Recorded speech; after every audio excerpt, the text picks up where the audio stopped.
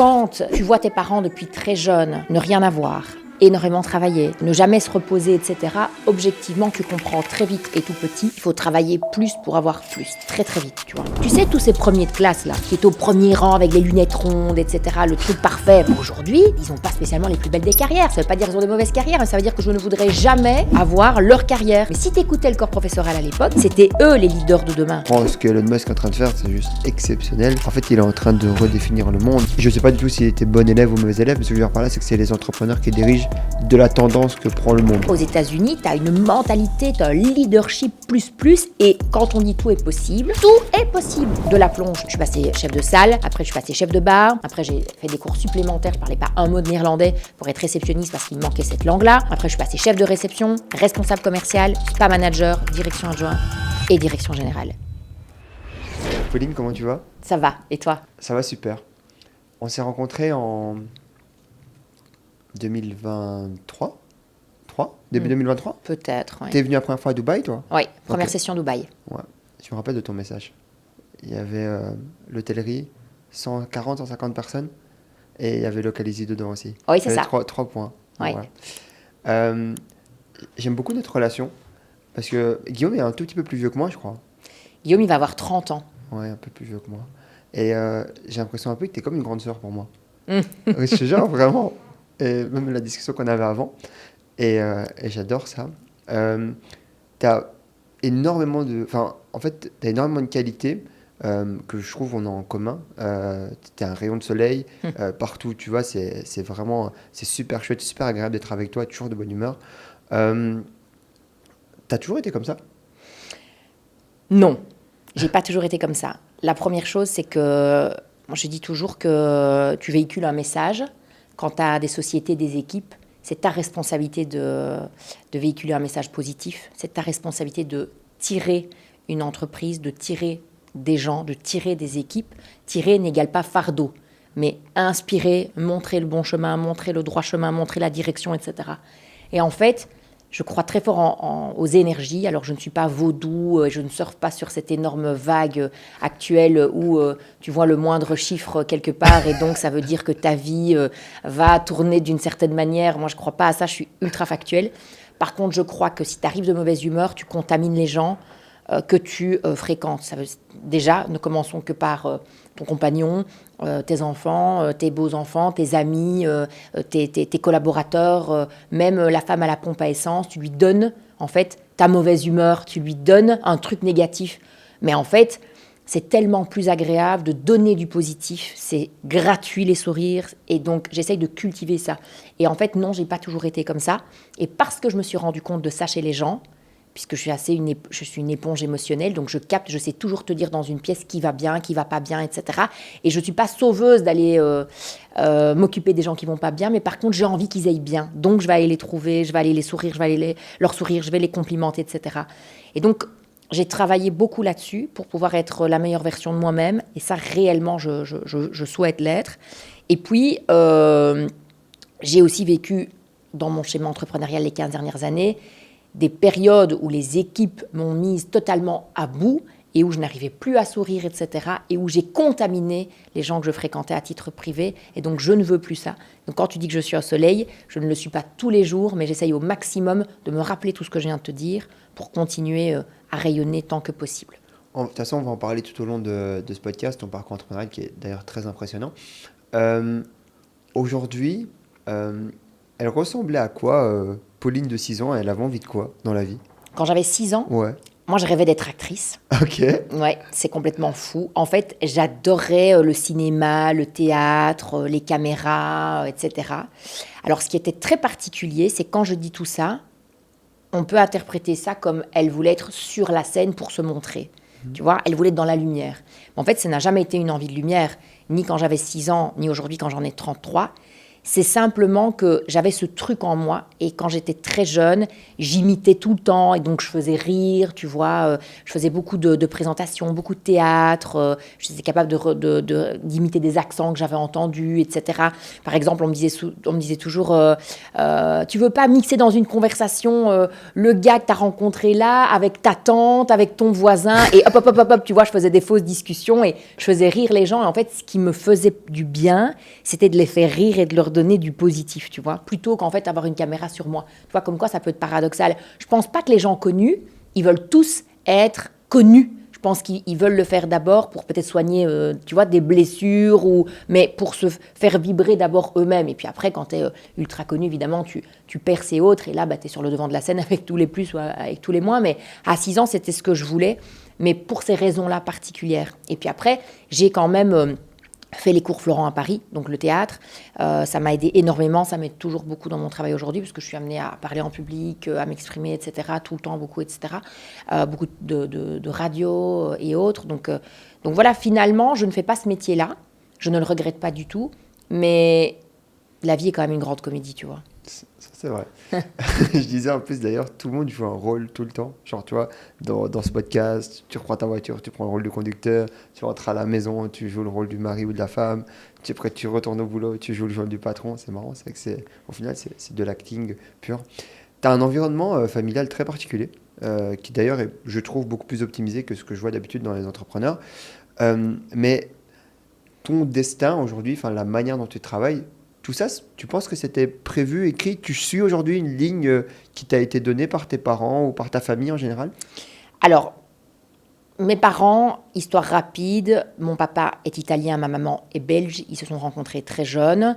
J'ai été élevée, éduquée plus du côté italien, d'ailleurs que là, c'est un hasard, il n'y a pas eu une préférence familiale, c'est les affinités, etc., etc. Quand tu vois tes parents depuis très jeune ne rien avoir, énormément travailler, ne jamais se reposer, etc., objectivement, tu comprends très vite et tout petit qu'il faut travailler plus pour avoir plus, très très vite, tu vois. Je donne un exemple. Moi, j'ai des amis qui me disent mais moi, je travaille pas le dimanche, c'est ancré en moi. Tu vois. Et moi, je leur dis c'est ancré de où c'est ancré. Tu vois. Et ils te répondent naturellement parce qu'en fait, moi, tous les dimanches avec mes parents, on regardait la télé et on ne faisait rien. Est-ce que c'est bon, est-ce que c'est pas bon? Il n'y a pas de bon et de mauvais. Mais c'est tellement ancré en eux qu'aujourd'hui, ils ne conçoivent même plus qu'on puisse répondre à un mail un dimanche. Mais moi, c'est ancré dans l'autre sens. C'est-à-dire que je n'ai jamais vu ce genre de choses. De nouveau, bien ou pas bien, je ne juge pas. Et donc, évidemment que ça s'est ancré en moi très, très jeune. Toutes ces choses, par exemple, tu vois. Et puis, ils travaillaient beaucoup. Ils m'ont toujours et tout de suite dit il faut être différent, il faut travailler plus pour avoir plus, il faut cultiver cette différence, mettre ça en avant, ne pas faire la même chose que les autres, etc., etc. Seulement, j'ai un parcours scolaire chaotique. Je déteste l'école. J'aime pas les professeurs. Les professeurs, pas toujours spécialement gentils, de par le fait que mes parents sont entrepreneurs, qui travaillaient beaucoup, etc. Parfois de la jalousie, c'est un petit peu mis là-dedans, etc. Tu sais, bêtement, quand tu es à l'école et qu'on fait le tour de la table, où est-ce que vous êtes partis en vacances, quelles ont été vos activités, et que tu en as un qui te dit, moi, malheureusement, ça fait 10 ans que je ne pars pas, ou je ne suis jamais partie, et puis qu'arrivait mon tour, et que moi, je disais, voilà, on est parti à Bora Bora, on a fait de la plongée sous-marine avec des requins, tu vois. Et ça a cultivé beaucoup de problèmes. Hein. Moi, à l'école, les profs ne m'ont pas rendu la vie facile. Hein. C'est ouf. Hein. Ouais, ils m'ont pas rendu la vie facile, vraiment.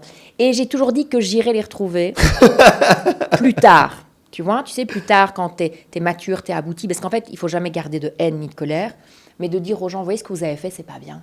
Il faut pas le faire. Avec des élèves, ça peut les impacter, ça peut impacter leur parcours scolaire. Donc j'ai eu un décrochage aussi pour ça, et puis parce que j'aimais pas aussi l'école. Donc le tout, ça fait une soupe d'un très mauvais goût.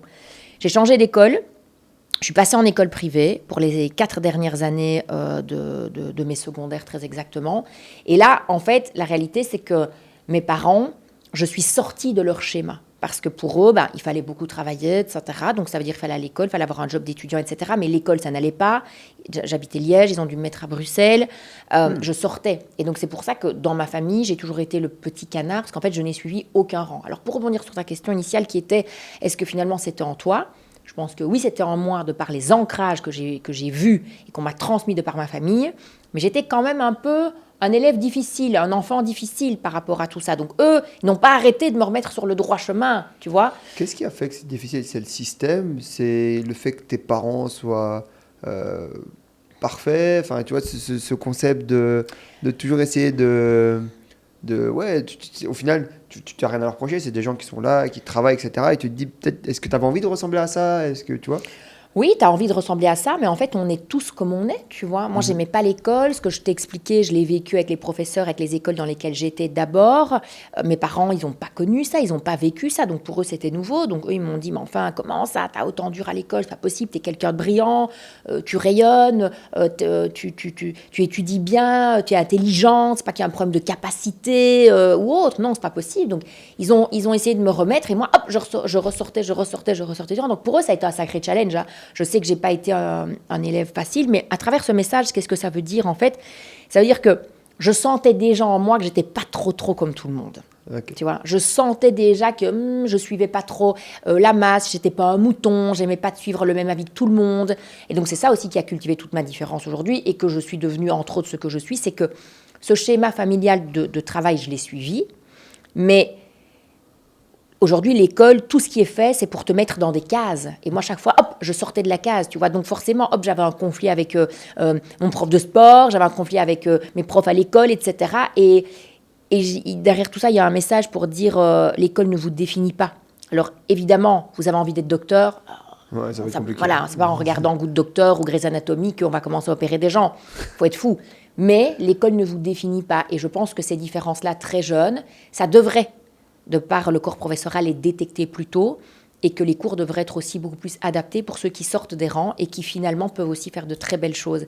Et tu sais, tous ces premiers de classe là, qui étaient au premier rang avec les lunettes rondes, etc., le truc parfait, où ils avaient des points magnifiques, ils connaissaient tout, etc. Aujourd'hui, ils n'ont pas spécialement les plus belles des carrières. Ça ne veut pas dire qu'ils ont des mauvaises carrières, mais ça veut dire que je ne voudrais jamais avoir leur carrière. Donc comme quoi, ça ne te définit pas. Mais si tu écoutais le corps professoral à l'époque, c'était eux les leaders de demain. Voilà. Et en fait, c'est les leaders de leur vie au quotidien, mais c'est pas game changer et c'est pas spécialement inspirant pour les autres. Alors, ils ont une forme de lead, c'est qu'en fait, ces gens-là partent souvent en politique. Et quand tu regardes, de toute façon, tu prends Macron, tu vois, c'est un premier de classe. Oui. En fait, si tu veux, ça part souvent en fait dans ce lead-là, mais c'est les entrepreneurs qui dirigent la direction du monde. Ouais, c'est Tu certain. prends ce que Elon Musk est en train de faire, c'est juste exceptionnel. En fait, il est en train de redéfinir le monde à travers notre manière de nous déplacer, à travers la manière dont il va nous donner Internet. Apparemment, il est en train de construire aussi des téléphones. La manière dont il veut nous faire peut-être sortir de la Terre, c'est lui qui décide. Donc, en gros, je ne sais pas du tout s'il était bon élève ou mauvais élève, mais ce que je veux dire par là, c'est que c'est les entrepreneurs qui dirigent de la tendance que prend le monde. Ça, c'est une obligation.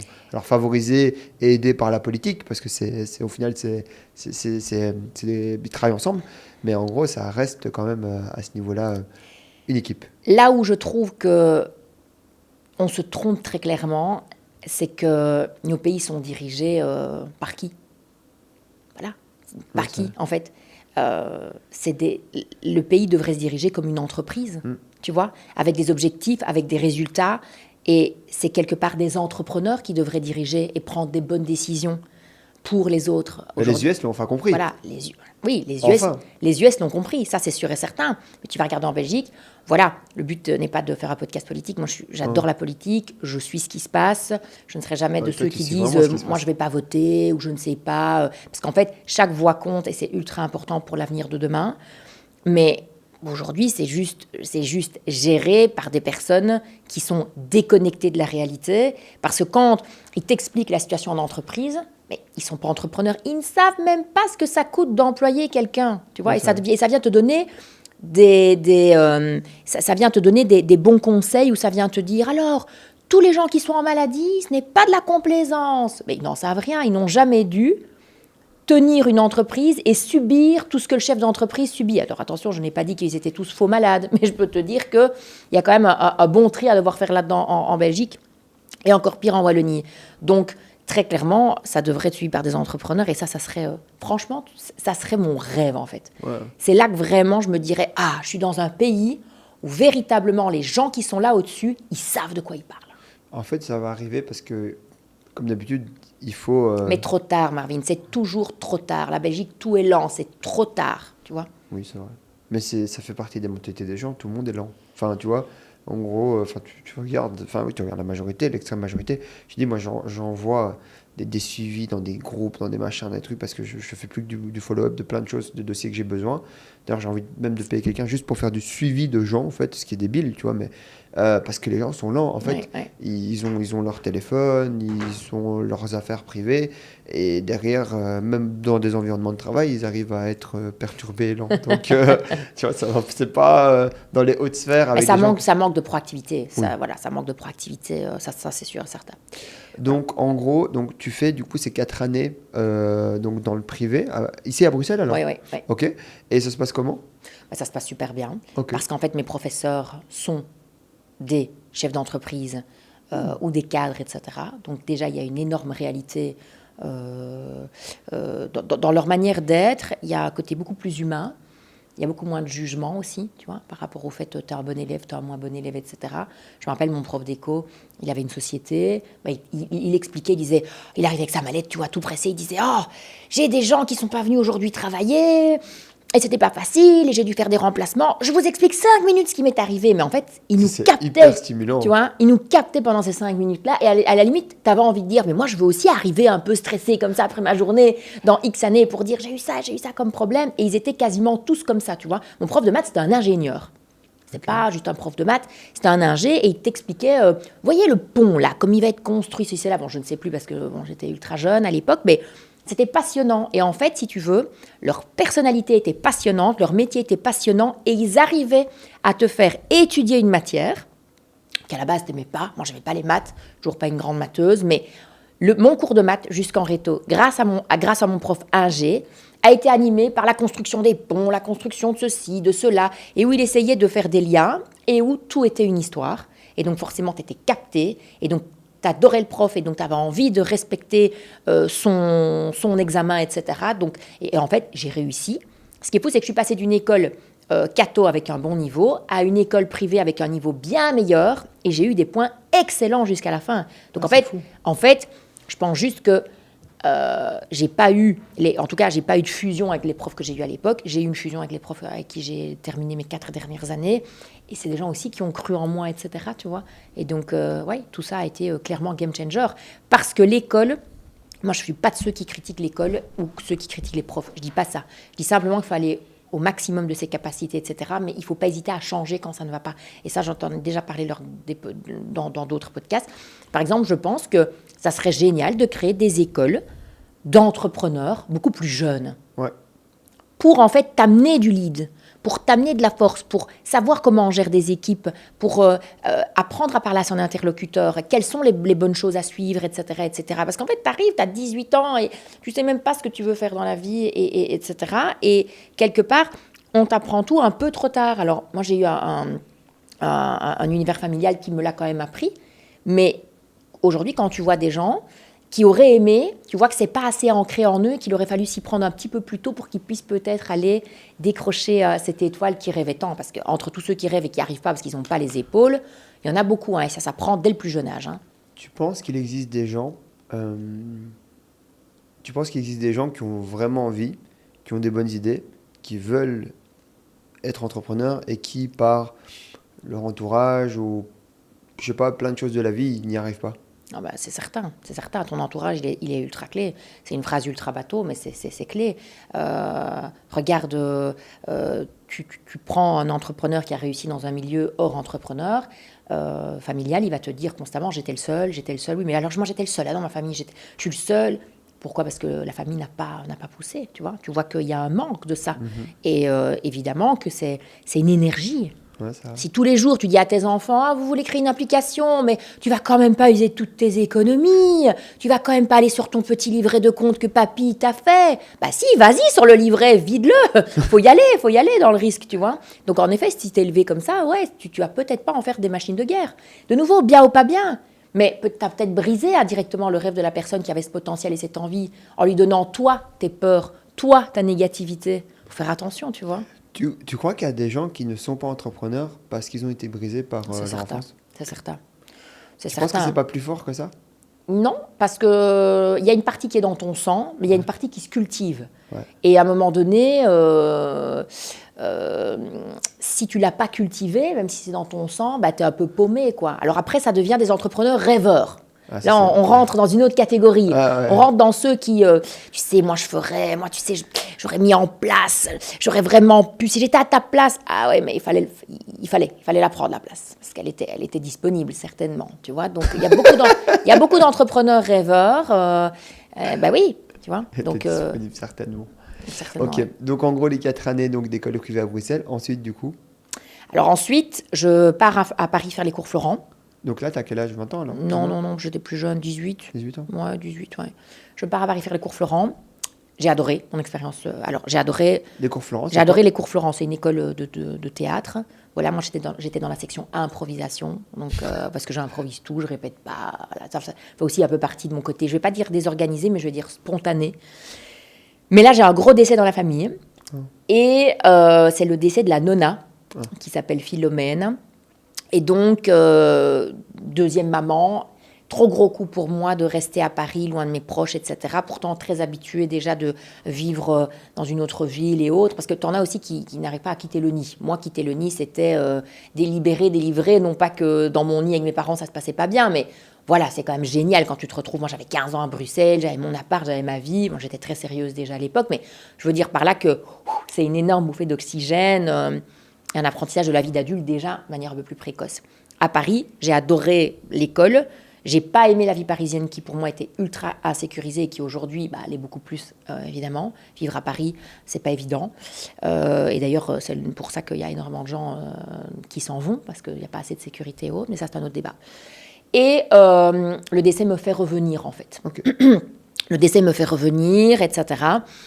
Et puis, j'ai été pas bien de nombreux mois. Et à cette époque-là, je ne parlais pas anglais. Ok. Et donc là, mes parents m'ont dit, écoute, de toute façon, l'année, elle est consommée, donc pars à l'étranger, apprends l'anglais, on va t'offrir des cours de langue. Et en fait, là, j'ai mis le pied dans un pays qui me correspondait tellement d'un point de vue mentalité, qui est America. Tu vois, où là... alors, c'est sûr que j'habite en Floride. Les cocotiers, les 30 degrés toute l'année, c'est exceptionnel. Mais de nouveau, je ne fais pas partie de ces rêveurs. Moi, je ne suis pas partie là parce qu'il faisait beau, il y a des cocotiers, tu allais à la plage tous les jours. Mais cette mentalité, les projets, tous les gens du monde entier que tu rencontres, la manière dont les gens vivent, là-bas, les gens, je veux dire même les salariés, c'est des gens motivés, quoi. C'est des gens motivés, ils cumulent plusieurs jobs. Les bons atteignent vraiment les étoiles, quoi. Tu vois, aux États-Unis, tu as une mentalité, tu as un leadership plus, et quand on dit tout est possible, tout est possible. Tous les gens que je connais là-bas qui avaient le courage, même sans argent, ils ont décroché les étoiles, ils ont créé leur boîte, ils ont fait des trucs, etc. parce qu'ils propulsent et que cette mentalité est beaucoup plus forte et beaucoup plus ancrée. Pas que chez les patrons.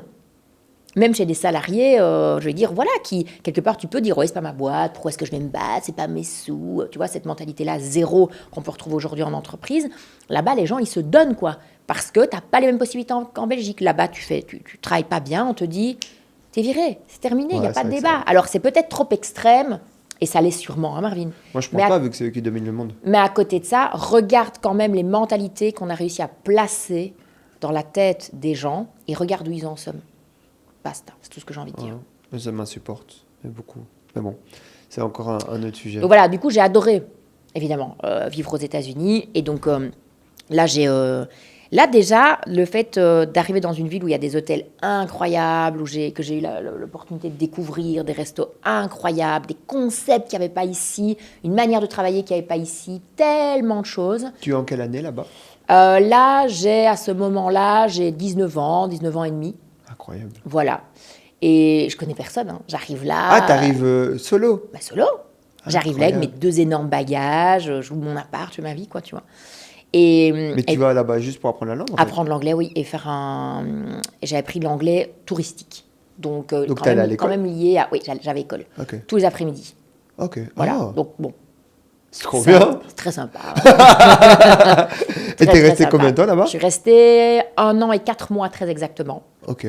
Et puis est arrivé ce fameux coup de téléphone où là, ma famille m'a dit, écoute, On a trouvé un truc à racheter, c'est un hôtel abandonné, il est en faillite, dans la réserve naturelle des Hauts-de-Fagne, en Belgique, dans les Ardennes.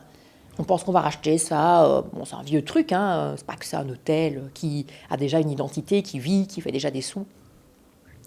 Et donc voilà, cocotte, qu'est-ce qu'on va faire ? Soit tu vas rester aux États-Unis, faire les études que tu veux, mais tu vas les financer, parce qu'aux États-Unis, ça coûte beaucoup plus cher que chez nous. Et il est évidemment hors de question qu'on mette le gros billet, sachant que si tu compares c'est vrai, les études, elles coûtent très cher. D'ailleurs, c'est pour ça qu'on dit toujours que les gens, quand ils sont diplômés, les X premières années, ils remboursent, tu vois. Donc voilà, donc c'était possibilité 1, mais j'étais pas très scolaire, tu vois. Possibilité 2, je quittais ma Floride, je quittais un noyau exceptionnel et j'arrivais à Ovifa dans les Hauts-de-Fagne belges. Boum, je tombe et je me rappelle à cette époque-là, j'avais une petite Mini et je conduisais cette petite Mini et je me disais qu'est-ce que je fais ici, moi ? Et je comprenais pas. Et je roulais dans les fagnes avec le chauffage à fond et je voyais des biches, des renards. Tu vois, et je venais de Miami où tu étais plutôt Everglades, crocodile. Je comprenais pas. Je me suis dit, qu'est-ce qui m'est arrivé pour à ce point-là changer d'univers comme ça, voilà. Tu penses que tu aurais pu rester à Miami, au final, tenter de... 20 ans quand même, prendre ce risque-là, je sais pas, de partir seul, pas face au monde, parce que voilà, au pire, tu rentres à la maison, mais juste de prendre le risque de dire, ok, je reste aux États-Unis, et en fait, j'essaye de construire mon histoire là-bas. Alors, je pense que j'aurais pu le faire, parce que j'avais déjà cette mentalité très, très, très forte, etc. Mais à côté de ça, je suis contente de ne pas l'avoir fait. Ok. Parce que je suis quand même contente d'être restée très connectée à mon univers familial actuel, qui m'ont toujours poussée aussi et montré le droit chemin d'un point de vue travail, et où je travaille en famille.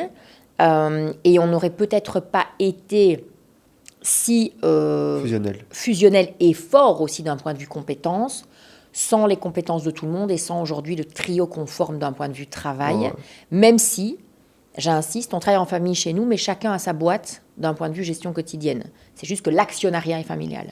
Et donc, c'est très agréable d'avoir des réunions de famille où on a un qui est plus financier, un qui est plus axé marketing, une qui est plus axée Et donc, c'est tous ces points qui font en fait la force de nos entreprises, puisque c'est comme ça qu'on travaille ensemble dans toutes nos boîtes, tu vois.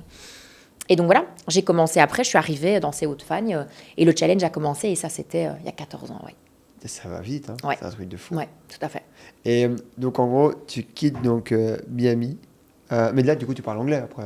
Ah bah oui, là, je parle anglais, oui. Okay. Ouais. Et donc, bon, techniquement, la mission est plus ou moins terminée. Et donc, tu reviens, et ça commence comment, l'hôtel, en fait ? Ça commence très mal. J'arrive dans cet hôtel totalement abandonné. Ça ressemble à la maison fantôme de Disney, dans pleine nature. Il n'y a limite pas de réseau, il n'y a pas de Wi-Fi à l'époque. Vraiment, tu passes En fait, non seulement je change de pays et de ville, mais en fait, je change aussi d'année.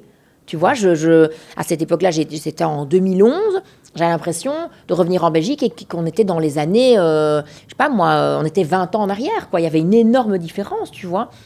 Et donc, j'arrive là, et là, on me dit, bah voilà, on va faire un peu, Pauline, des travaux minimum pour pouvoir ouvrir la réception, on va refaire quelques chambres pour que ce soit un peu sympa, on va refaire le toit, parce qu'il y a une partie du toit qui était effondrée. Et toi, on va te mettre à la plonge, hein, parce que bon, de toute façon, tu n'y connais rien, t'as pas fait spécialement de grandes études, donc c'est pas que tu vas commencer à gérer des trucs, des gens, etc. On va te mettre à la plonge, allez hop, jogging, Nike, et c'est parti. Et donc là, petit à petit... Ah, donc Miami, tout la plonge. Ah oui, c'était Miami les cocotiers ou la plonge dans les Ardennes, quoi. Et en fait, j'ai choisi la plonge dans les Ardennes, tu vois. Ouais, c'est incroyable. Et donc j'arrive là et je me rappelle, on est en toutes ces énormes machines, parce que les machines dans l'hôtellerie, c'est avec beaucoup de vapeur, enfin voilà, et tu prenais une douche chaque fois que tu ouvres cette machine. Moi, avec mon brushing, je prenais ma douche à chaque fois, je devais nettoyer les trucs. Là, on me disait, non, il y a des traces de doigts sur les verres, fais attention. T'as toujours été coquette comme ça ? Oui, toujours. Ah, ok. Ouais, ça devait être folklorique en plongée alors. Donc, c'était un sketch, je me cassais un ongle, je me disais, oh, tu vois, ben voilà. Et on me disait, on essuie 340 assiettes par heure, hein. Oui, je transpirais. Qui gérait l'hôtel alors ? Alors, à l'époque, on avait repris une toute petite équipe, avec peut-être 3 réceptionnistes, avec 2 serveurs qui faisaient autant le café que le petit déjeuner, enfin le truc qui dans les grands hôtels n'existe plus, c'est des équipes bien définies, Et avec un manager de l'époque qui s'appelait Michel, très sympa, qui avait toujours été un peu le restaurateur connu de la région, qui gérait un peu tout, tu vois, le gars hyper à l'aise en relationship. Et donc, voilà, il était là et il gérait ce petit truc, tu vois. Et donc, moi, j'ai tenu la plonge pendant 6 mois. On me donnait 500 € par mois. Je travaillais 6 à 7 jours semaine. J'avais quasiment pas de congé, il y avait un malade, je devais aller remplacer, j'avais juste le droit de me taire. Et ça a commencé comme ça, donc ça a été très difficile. Purée. Mais pourquoi tu faisais ça? Parce qu'en fait, il a fallu me mettre quelque part.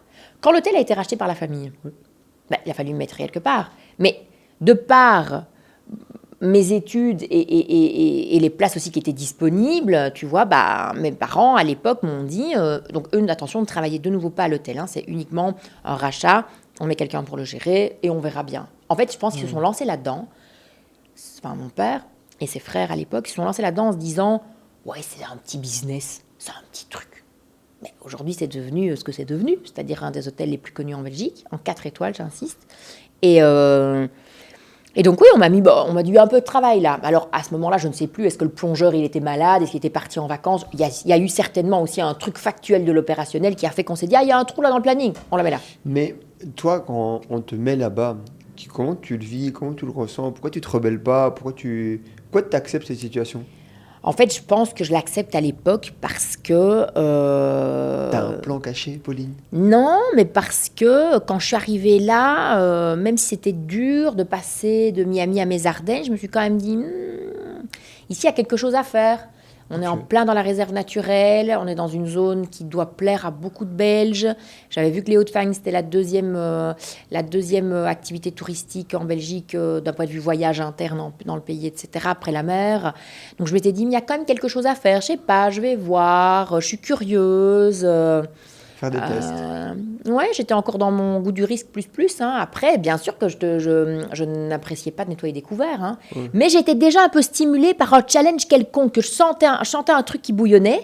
Je savais pas exactement ce que c'était, mais je me suis dit, on verra bien. De toute façon, la vaisselle, moi, je sais la faire, tu vois. Et donc, c'est parti comme ça. Et en fait, ce qui est marrant, du coup, à cette période-là, du coup, tu as 20, 21 ans. Et donc, il te tape là-bas, mais ton père, il se dit quoi? Il se dit que tu vas faire quelque chose ou il se dit je la case là parce que j'ai pas d'autre endroit où la mettre pour le moment? Je pense que lui, déjà, il gérait pas l'hôtel, puisque Ok. je te dis, il y avait un manager, et je crois que le manager, il lui a dit, voilà, il manque ça. Et mon père, il s'est dit, bon, écoute, on va la mettre là, et puis on verra bien. Et puis après, les choses ont évolué, mais les choses ont évolué parce que je les ai fait évoluer aussi, Ouais, et c'est parce ce que que j'allais là, dire. à ce moment-là, je vais pas dire que j'ai tapé du poing sur la table, mais il était évidemment hors de question que je fasse de la plonge pendant 25 ans, tu vois. Donc petit à petit, j'ai évolué quand même. Et puis je me suis vite... Tu sais, il y a un truc que j'ai de manière innée, c'est que je vois le problème, j'anticipe et je suis dans la solution tout le temps pour tout. Donc quand je faisais cette plonge... Tu pensais à quoi? Voilà. Quand il y avait cette plonge, par exemple, je voyais déjà qui étaient les bons serveurs, qui étaient les mauvais, qui étaient motivés, qui n'étaient pas motivés, quelles étaient les tâches un peu énergivores qu'ils avaient, quelles étaient les problématiques. Mais il n'y avait personne pour les régler, tu vois. Et donc, petit à petit, je me suis dit, ah tiens, on proposerait bien ça, on ferait bien ça. Tu vois, je vais donner un exemple, je sais pas moi, concret. Je me rappelle, un des premiers trucs que j'ai acheté pour l'hôtel, c'est que les serveurs, ils en avaient marre de monter à la main des plateaux petit déjeuner. Je te parle de ça à l'époque. Les petits déjeuners à l'époque, c'était pas les grands petits déjeuners, pancakes, etc., comme tu as maintenant. Et je me rappelle avoir dit, j'ai trouvé des tables à roulettes sur Amazon. Est-ce qu'on ne peut pas les acheter? Ça coûte 52 € la table. On va en acheter 10. Comme ça, on va faciliter la vie du personnel. Mais j'étais personnel aussi à l'époque, tu vois. Donc, j'ai acheté ces tables. J'ai fait la petite commande avec ma petite carte à moi, tu vois, avec mes petits sous, machin. Je pense qu'à ce moment-là, j'avais complètement vidé mon compte en commandant des tables à roulettes. Finalement, les équipes m'ont dit merci, c'est sympa. Et puis, petit à petit, on m'a dit tiens, il y a une personne qui est malade en salle. Donc, quand on parle de la salle, c'est serveur. T'as pas envie d'aller la remplacer? J'ai dit oui, ok, très bien. Puis je voyais qu'ils faisaient trop de pas. Je voyais que les gens, ils étaient mécontents parce que les cocktails, ils prenaient trop de temps. Donc j'ai acheté une machine pour faire des cocktails. Et en fait, si tu veux, ça, c'est inné chez moi, véritablement. C'est que j'arrive dans une entreprise, je peux t'identifier les problèmes et je vais savoir te les solutionner parce que je souhaite avoir la solution à la majorité de problèmes. Et là, c'est ma force, tu vois. Je vais aller identifier ce qui ne va pas. Les gens vont l'identifier, mais souvent, ils lâchent. Ils disent, tu vois, ce fameux, je sais pas, là, il y a un problème. Ouais, c'est un problème. Alors, ils vont parler du problème tellement longtemps qu'ils auraient dû le solutionner directement, ils auraient perdu moins de temps, tu vois. Ça, c'est un peu, je remarque encore dans ma société. Les gens viennent avec un tas de problèmes. Et alors, le problème est dur, et on se plaint du problème. Ah oui, c'était dur. Ok, excusez-moi. On va parler du problème pendant combien de temps ? Est-ce qu'on peut le solutionner ? Vous avez pensé à des choses ? Ah, vous n'avez pensé à rien. Donc, c'est là que moi, j'interviens. Et je suis intervenue tout de suite, très jeune, pour des choses lambda. Une machine à cocktail, des plateaux petit déjeuner, changer la qualité du croissant qui n'était pas bonne à l'époque, changer leurs uniformes car ils n'arrêtaient pas de se déchirer, si, ça. Et puis, petit à petit, là, les équipes, elles ont vu que je prenais du lead. Mais en fait, je prends du lead naturellement. Je n'écrase pas, mais je prends une place. Il y a une place, tu la prends pas, moi, je la prends. Désolée, tu vois. Mais je n'écrase pas, hein. C'est-à-dire que j'adore travailler en équipe. Et je n'ai pas besoin d'être numéro un. Mais si tu ne vas pas répondre à tes responsabilités, moi, j'y vais. Et donc, petit à petit, ça s'est créé. De l'aplomb, je suis passée en salle.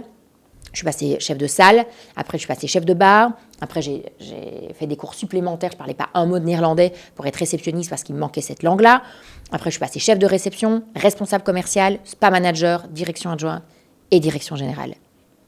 Voilà. Donc, tu parles néerlandais ? En 7 ans, oui, je parle assez bien néerlandais, oui. J'ai fait des cours, j'ai dit à ma prof, pareil. J'ai dit, madame, moi, je suis méditerranéenne. C'est un peu dur, le néerlandais, pour moi.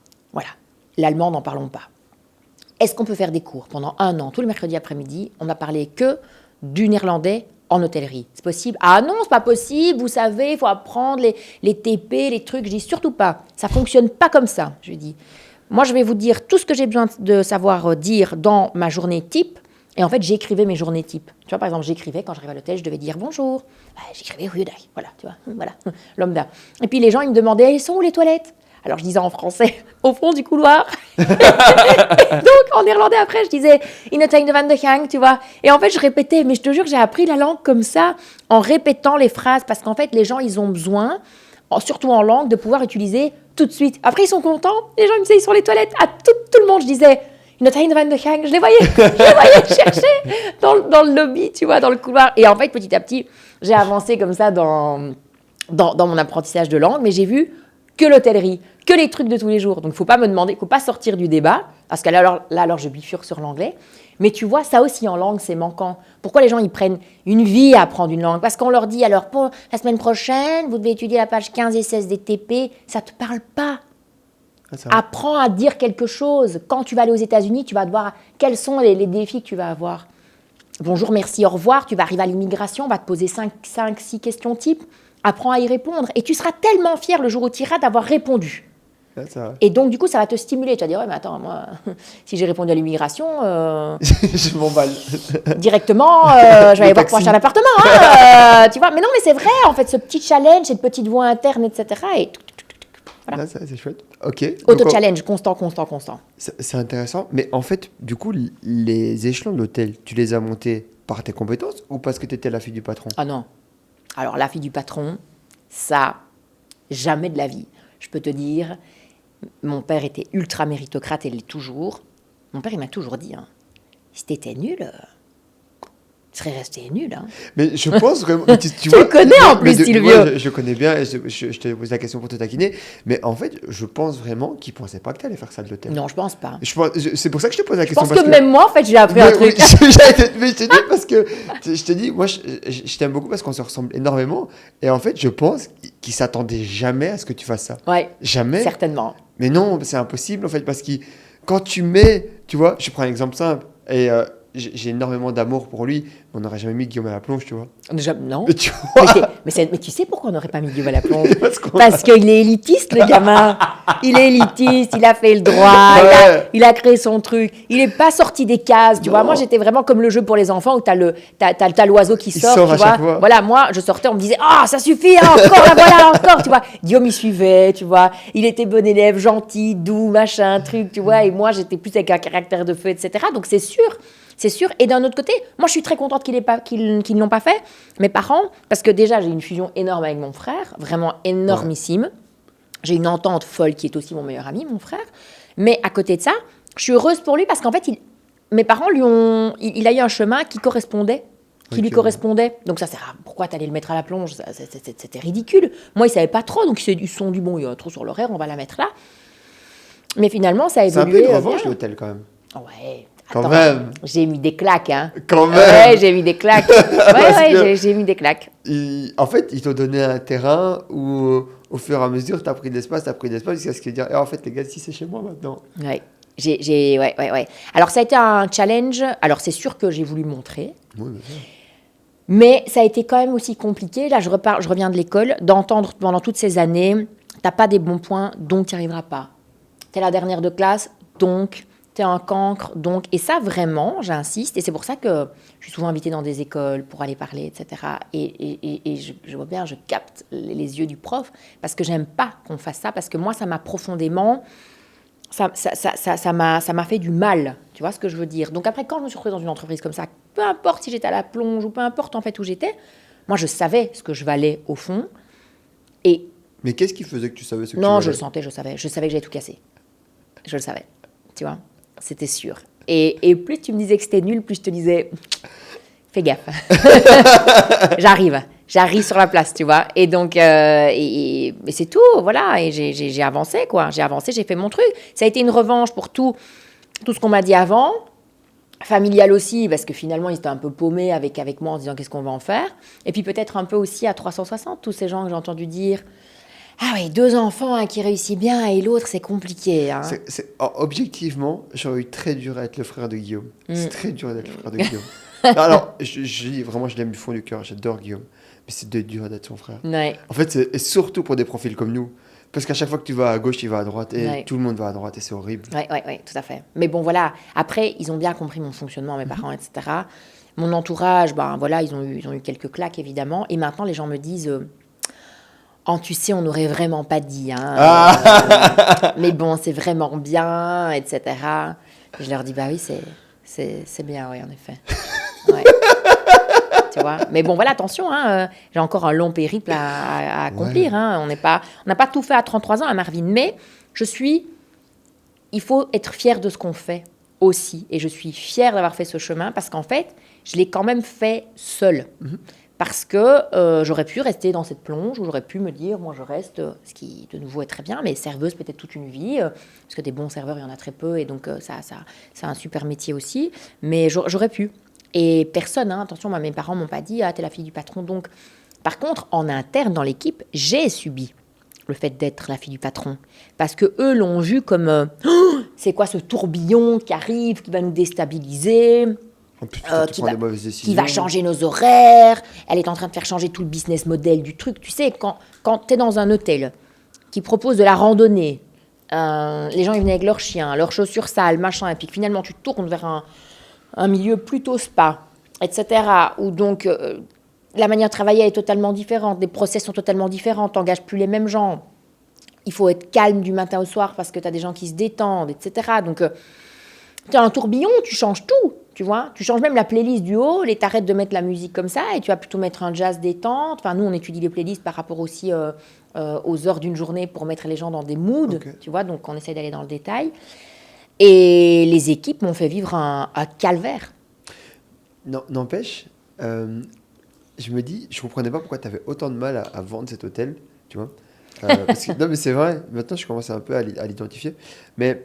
On n'en a pas parlé, mais tu sais donner quelques chiffres sur l'hôtel. C'est quand même assez impressionnant pour un hôtel en Belgique. Il faut rappeler que la Belgique est quand même un pays de 11 millions d'habitants. Donc on est quand même 7 fois plus petit que la France. Juste en termes de personnel. Alors, l'hôtel, il fait, déjà pour remettre un peu la taille de l'hôtel, parce que c'est important, parce qu'on dit domaine des Hauts-de-Fagne, mais c'est un hôtel, c'est important. C'est 40 000 mètres carrés en tout, le lieu. On a 70 chambres.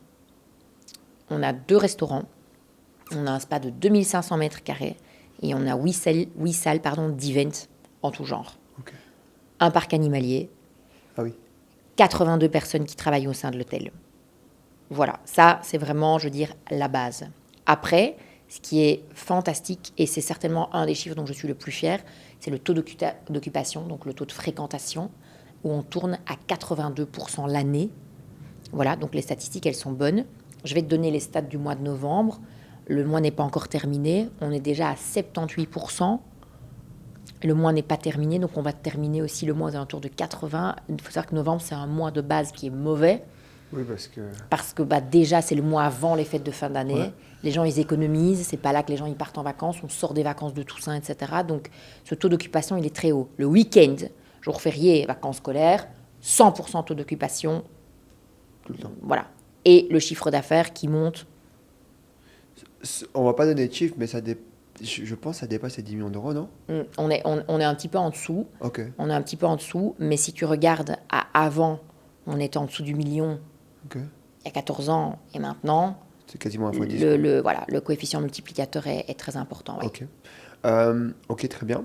Et donc, ouais, je disais, je comprenais pas pourquoi tu voulais pas le vendre, mais en fait, cet hôtel, il représente beaucoup de choses pour toi, en fait. Oui, il représente tout parce que non seulement, alors, bon, c'est mon bébé que je n'ai pas, que j'aurai certainement, je le souhaite, parce que les gens me disent, c'est l'enfant que tu n'as pas encore. Oui, voilà, en effet. Hein, bon. Je compte quand même bien avoir des enfants et pas remplacer une entreprise par un enfant, ce qui évidemment n'est pas la même chose. Mais en fait, il m'a tout appris. Et il m'a surtout appris qui j'étais, comment je fonctionnais, quels étaient mes gros défauts et quelles étaient mes qualités et quels étaient mes domaines de génie où j'excellais vraiment pour pouvoir travailler davantage dessus. Et ces domaines de génie-là, si j'avais pas eu l'hôtel, peut-être que je m'en serais jamais rendu compte ou peut-être que ça aurait été un don inexploité. Moi, je l'ai exploité évidemment. Et donc, ça en a fait ce que ça en a fait aujourd'hui. Partons du principe que il a changé ma vie, cet hôtel aussi, parce que avant, on me méprisait professionnellement parlant. C'est normal. Je t'assure, on me méprisait.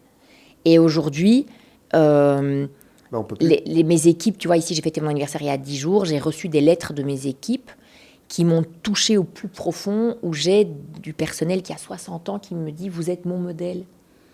Et j'ai 33 ans, tu vois. Alors, les gens pourraient dire « Oui, mais c'est pas une augmentation salariale ». Non, la personne, elle est en fin de carrière, elle sait bien que dans 3 ans, c'est fini, tu vois. Ce sont des exemples concrets, parce qu'on pense toujours que c'est pour mettre une couche de pommade, etc. J'ai des situations comme ça où je me dis, j'ai pas toujours été bon manager, j'ai pas toujours pris les bonnes décisions, j'ai pas toujours été assez à l'écoute de l'humain. Je suis devenue aujourd'hui très humaine, très à l'écoute de l'humain, très empathique. Je suis pas le patron, je suis le patron, chef d'entreprise dur, mais je suis très humaine aussi, tu vois. Je fais pas partie de ces gens qui disent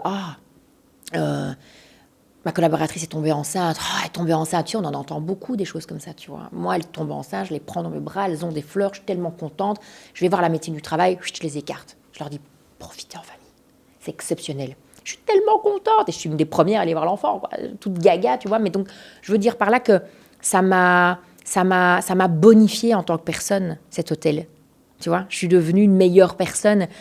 Et en fait, ils m'ont mis en pleine tête tous mes défauts, toutes mes failles, l'un après l'autre. Après, je me suis pris vraiment un paquet de choses en pleine tête. Ça a été très, très dur, mais véritablement, humainement, professionnellement, ça a été des propulsateurs énormes. Et parfois, quand tu n'es pas dans ce type de challenge, tu passes ta vie sans avoir répondu à toutes ces questions-là. Et voilà pourquoi l'hôtel il est si important pour moi. Donc, en fait, mais du coup, la question que j'ai pour toi, c'est, il y a un truc qui est important quand même qu'il faut que les gens sachent, c'est que aujourd'hui, enfin, l'hôtel, vous êtes 100% propriétaire de ça. Oui. Pourquoi tu veux le vendre? Enfin, pourquoi tu as pensé à le vendre alors? Un jour, ça sera vendu. Pourquoi? Ça sera vendu parce que l'hôtellerie, Marvin, c'est dur. Tu sais, l'hôtellerie ne ferme jamais. Alors, un patron va toujours te dire, oui, mais moi aussi, je travaille tout le temps et j'ai pas de moment off, dans le sens où je pense tout le temps à mon travail, je me lave, je pense à mon travail, je vais avec mes enfants aux zoo, je pense à mon travail, etc. Ok, mais l'hôtel, moi, ne ferme jamais. Je prends le téléphone, je peux avoir mes équipes 24/24, 365 jours sur l'année, non-stop, avec des clients qui dorment dans mon entreprise et qui ont des problèmes de jour, de nuit, de jours fériés, de ci, de ça, parfois énormes. Il n'y a pas un moment où à 17h ou 18h, tout le monde rentre, les collaborateurs rentrent, et on se dit, ok, les managers ont encore un peu de boulot, le patron a peut-être encore un peu de boulot, mais on verra demain à 8h30. Non. Moi, je veux dire, les gens, alors j'ai mis une structure en place énorme, parce que ça, on va en parler juste après, mais en fait, j'ai été dérangée pendant 10 ans, 24/24, pour tout, donc des choses ultra importantes, et n'importe quoi, jusqu'à j'ai perdu la clé de l'abri de jardin, Madame Pétage doit sortir le robot pour la piscine, il est minuit. Tu vois? Et donc, ça, en fait, c'est toutes ces problématiques hôtelières qui ont fait que je me suis dit, à un moment donné, j'avançais, suis toujours jeune, mais on avance tous en âge. Et je me suis dit, bon. Je suis une femme. Je souhaite une famille à un moment donné ou à un autre. La réalité, c'est que si je ne mettais pas des choses en place dans mon entreprise, tous ces rêves et toutes ces envies de femme, arrivées aux alentours de 30 ans, ça aurait été profondément difficile.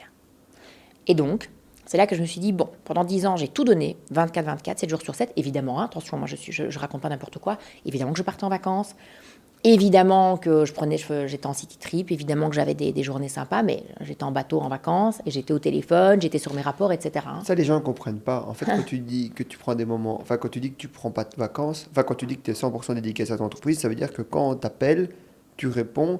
Ça veut dire que c'est pas, oui, je te réponds plus tard, je suis en vacances. Non, non. C'est qu'à part dans l'avion, parce que j'ai pas de réseau, et d'ailleurs, maintenant, ce qu'il y a de bien, c'est que pour les longs courriers, il y a du Wi-Fi. Absolument. Sinon, il n'y a aucune raison que je te réponde pas. Ouais. Ça n'arrive pas à 24 heures sans que tu aies de réponse de ma part, quoi. Totalement. Donc, tout ça a fait que je me suis dit à un moment donné, ok, j'adore, mais j'ai quand même senti une fatigue très importante de par en fait cet horaire qui ne s'arrête jamais. Non pas que je voulais faire 7h36 mais, par jour, mais ce truc de... Le matin, il y a le soir, il y a la nuit, il y a... Et on recommence. Et Noël aussi, et Nouvel An aussi. Quand sont un tout petit peu les moments de respiration dont tu as besoin pour aussi pouvoir te recharger. Fondamental, ça, d'accord ? Et donc, c'est là que je me suis dit, ok, on va y aller en process. On va y aller en digitalisation, on va y aller en structure de société. Et là, du coup, j'ai fait tapis. J'ai vu tous mes managers. Et c'est là qu'on a commencé vraiment le deuxième domaine des Hauts-de-Fagne, qui pour moi est celui post-Covid, où j'ai tout changé et où encore on a excellé dans les résultats parce que tout ça a été aussi game changer d'un point de vue organisation et ça en découle sur le financier. J'aime bien l'hôtel parce que, encore une fois, ça nous rejoint sur un point commun, c'est que moi, dans Freshio, j'ai plein de métiers différents, plein. Je pense pas en avoir autant que dans un hôtel, mais que ça passe par la cuisine, la préparation de commandes, la livraison, la mise en barquette, bref, en gros l'IT, le marketing, la finance, tous ces métiers en fait qui sont d'une structure, mais juste pour la livraison de plats. Dans l'hôtel, c'est pareil, tu as 20 000 métiers, tu vois. Et ce qu'il y a de bien avec cette manière d'apprendre à travailler, à structurer, à processer, c'est qu'en fait, tu apprends directement à devoir t'adapter en fonction de l'ouvrier ou l'employé qui est à côté de toi, parce que déjà, c'est deux managing totalement différents. Rien à voir. Et en fait, tu sais le faire partout. Oui. En fait, chez nous, on a une vingtaine de métiers. Et ces 20 métiers-là, tous les gens que j'engage sont des personnalités différentes. Forcément, tu vas me dire des gens différents, mais je veux te dire que le management est différent chez ces gens. Ça veut dire que des gens de bureau, ils ont des horaires de jour, ils se gèrent comme des gens de bureau. Du personnel de nuit, le dialogue, il faut leur parler personnel de nuit. Il faut les gérer personnel de nuit. C'est plus dur, tu vois. Des serveurs, tu sais bien que le serveur, aujourd'hui, il n'y en a plus, comme le cuisinier. On les gère de manière différente. On les gère avec une énorme proactivité dans leurs demandes, etc. Qu'une personne de bureau, tu pourras lui dire, chère Joséphine, virgule à la ligne, j'ai bien pris votre demande en compte, et c'est avec grand plaisir que je vous accueille en rendez-vous la semaine prochaine, car mon emploi du temps, et Joséphine va te répondre un grand merci, Madame Teta, et à la semaine prochaine. Le personnel de nuit n'a pas de mail. C'est vrai. Il n'y a pas de mail. Le personnel de nuit va t'appeler, il va dire « Alors, j'ai un problème, machin, machin. » Et en fait, il faut lui régler son truc maintenant, parce que c'est son seul canal de discussion, etc. Ne commence pas à lui mettre des trucs, des to-do list interconnectés. Alors, est-ce qu'on peut faire une généralité ? Non. Mais dans beaucoup d'établissements, c'est comme ça. Et donc, c'est pas pour autant qu'il est moins bien, c'est juste que lui, il est comme ça, il faut s'adapter. Est-ce que ça fait une personnalité moins ou plus compétente ? Pas du tout. Lui, il est engagé pour faire des tâches qui sont à l'opposé. On ne lui demande pas de faire des mails et de ne pas faire de fautes d'orthographe. Mais lui, quand il va s'adresser à toi, ce sera comme ça. Donc, il va falloir le gérer. Après, tu vas gérer les femmes de ménage qui, chez moi, ne parlent quasiment pas français.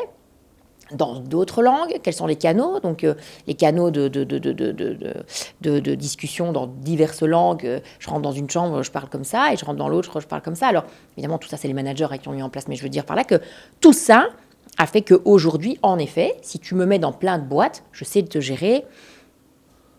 Franchement, plus tous les travaux que je gère, plus tous les corps de métier, les hommes de chantier, etc., en étant femme, franchement, mais moi le... étant femme parce que quand tu es la seule femme sur un chantier et que tu essayes de comprendre comment la gaine technique elle fonctionne, le gars il te dit Je vous expliquerai demain. Non, je veux savoir, parce que là, j'ai un problème avec mon air conditionné, tu vois. Donc, tu vois bien que pour lui, c'est déjà particulier. Il faut un peu s'imposer. Donc, franchement, aujourd'hui, tu peux me donner le challenge d'essayer de gérer des équipes dans une boîte. Je pense que, franchement, j'y arriverai de manière assez large. De toute façon, c'est un challenge qu'on a envie de mettre en place, hein. Donc, Oui. je le dis de manière implicite, mais c'est vrai que avec aujourd'hui les compétences qu'on a développées, moi je le fais déjà un peu, mais ça c'est toujours l'équilibre, c'est toujours l'équilibre entre travailler au quotidien et en même temps aller aider les gens. Mais aujourd'hui, en fait, je pensais qu'à travers Freshéo, en termes de management, tu sais, je te dis, il y a toute cette partie site e-commerce, il y a toute cette partie finance, et tu as toute cette partie du coup opérationnel, donc la partie atelier. Et je me suis dit, putain, c'est quand même un métier, et la livraison, c'est quand même un métier qui est quand Bien même sûr. super compliqué. Et en fait, je me suis dit, quand j'ai vu l'hôtel, je me suis dit, mais en fait, putain, il y a pire. Il y a pire parce que l'hôtel, en fait, ça s'arrête jamais. Oui. Tu vois, Fréchot, il y a quand même 2 jours de battement où on a des jours de préparation, tu vois. Et on n'a pas de flux tendu avec les clients. Enfin, si, il y a du SAV, mais c'est rien, c'est du SAV. On n'est pas en contact avec eux et leurs problèmes directement. Ouais. Et là, je me dis, l'hôtel, en fait, l'hôtel, je pense en termes de management, c'est un peu le dernier niveau, je pense, hein. Écoute, un point que je n'ai pas mentionné, c'est le point client.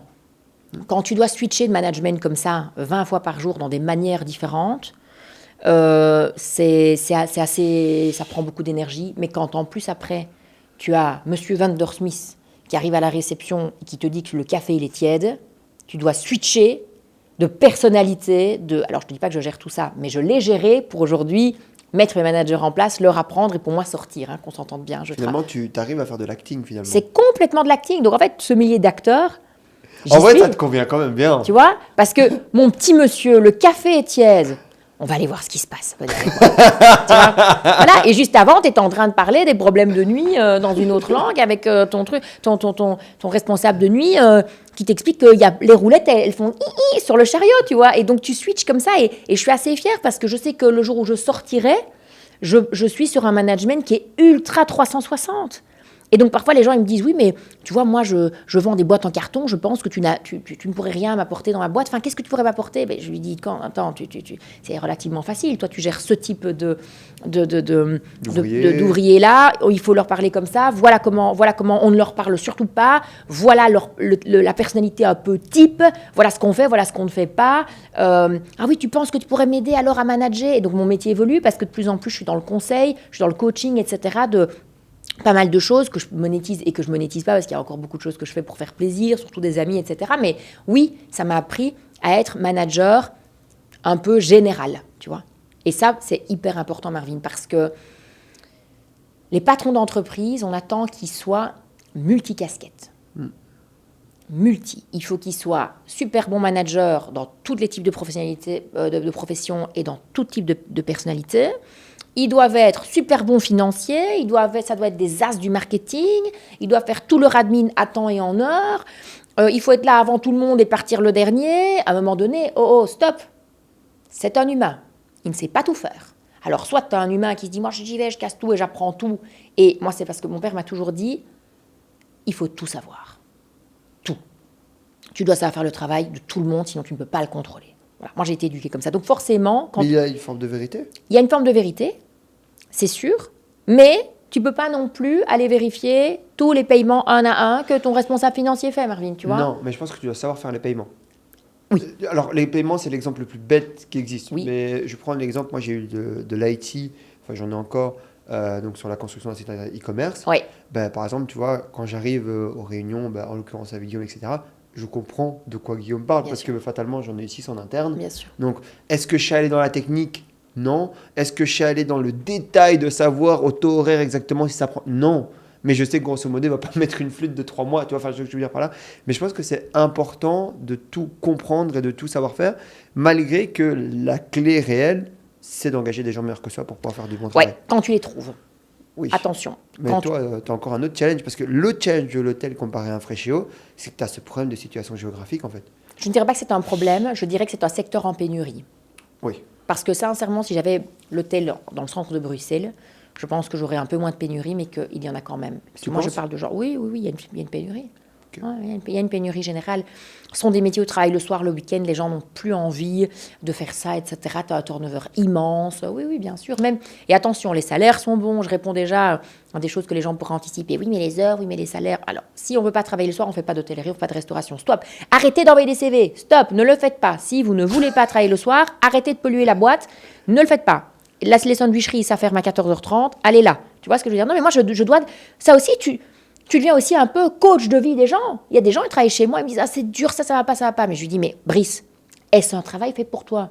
Dans tel type de conjoncture, voilà comment tu gères ta vie privée. Est-ce que réellement, c'est fait pour toi? » Ben non, merci beaucoup, je me rends bien compte que... Parce que tu passes tellement d'heures avec eux sous le même toit que tu les coaches aussi dans leur vie parce qu'en fait, à un moment donné, ils ne font pas le travail pour lequel ils sont spécialement rémunérés, pas tous également. Et donc, toi, tu repars d'un organigramme blanco, voilà exactement ce que j'ai besoin.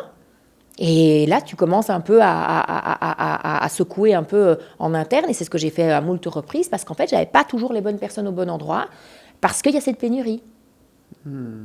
C'est logique. Mais non, franchement, vraiment en termes managériels, c'est quelque chose que je pense que j'aurais fait une partie de ma vie parce qu'il n'y a rien à faire. Enfin, que j'aurais pu faire plutôt. Il n'y a rien à faire parce qu'en termes de formation, c'est tellement complet. Aujourd'hui, en fait, tu peux vraiment, littéralement, en termes de management, faire beaucoup de choses, tu vois, vraiment. Et les gens ne se rendent pas compte, ça revient sur un principe qui est très important au début de ta vie, c'est de faire un maximum de choses et d'apprendre un maximum de choses. Parce qu'aujourd'hui, on va te proposer, je sais pas, une boîte, c'est rien, manager une boîte dans le BTP, enfin dans la construction, ça fait pas peur en fait. Parce qu'en gros, bah oui, parce que tu as déjà travaillé avec ces profils-là, Alors, est-ce que tu es dans la technique du maçon? Non. Mais grosso modo, tu sais comment, ce qu'a besoin le gars, en fait, ou la personne. Oui, et c'est très important. Et donc, c'est pour ça que, pour en revenir à est-ce qu'un jour tu vendras l'hôtel? Certainement. Quand je serai arrivée aussi au résultat que je souhaite, parce que tu fais pas tout ça pour rien, quand une proposition à un moment donné arrivera qui me contentera, et là où je pourrais dire oui, du fruit énorme de toutes ces années de travail, dont beaucoup, 21-24, comme je te l'ai dit, sans exagérer.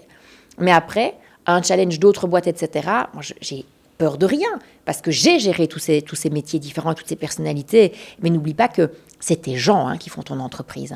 Tu as intérêt à être bon manager et à savoir tenir tes gens, à savoir être là au quotidien, mettre des managers en place, structurer, etc.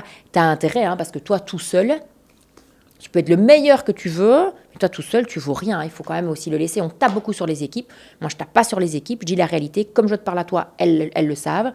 Ce que j'ai vécu de compliqué avec les anciennes équipes, etc., ils le savent. Et je crois que c'est ça aussi qu'ils aiment chez moi, c'est mon authenticité. Mais c'est toutes ces merveilleuses personnes qui travaillent chez moi qui font que aussi, on les coach beaucoup, etc., mais qu'on en arrive à des résultats actuels. Impressionnant, ouais, vraiment. Et d'ailleurs... moi, je pense, en fait, je me dis, mais dans quelles circonstances tu vas le vendre, en fait? Parce que l'hôtel, c'est toi. Donc, l'hôtel, c'est genre... en fait, le moment où tu vas vendre l'hôtel, c'est un peu le moment où tu vas passer à autre chose dans ta vie. Pas ne serait-ce que parce que, enfin, je veux dire, tu n'es pas tous les jours dans l'hôtel. Oui, il y a des problèmes, etc. Mais aujourd'hui, c'est des problèmes que tu crées. Tu prends le restaurant que tu es en train de faire, c'est un problème que tu as créé toute seule. Ouais. C'est vrai, alors ça va être magnifique, etc. Mais je veux dire, en soi, tu l'aurais fait, tu l'auras pas fait. Ça n'aurait pas changé quelque chose aujourd'hui dans ta situation.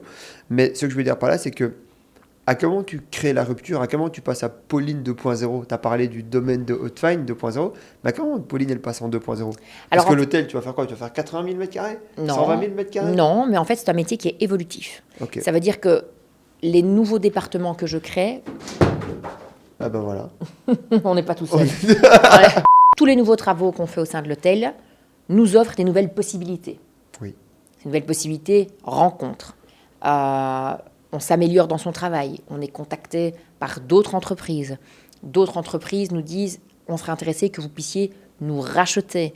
Et puis là derrière, tu as le branding sur les réseaux sociaux où tu es contacté par des entreprises pour dire « moi j'ai une problématique, j'ai entendu dans un de vos podcasts que vous l'avez résolue, ou en tout cas une partie, pouvez-vous faire la même chose chez nous ?» Et en fait, tu avances. Donc en fait, je ne vais pas faire la même chose toute ma vie, mais en 14 ans, Marvin, la Pauline, elle a évolué énormément. Ah oui, c'est sûr. Voilà, et elle a évolué dans le sens où mon métier a évolué. Mais dans ta zone. Tu vois, oui, dans cette zone.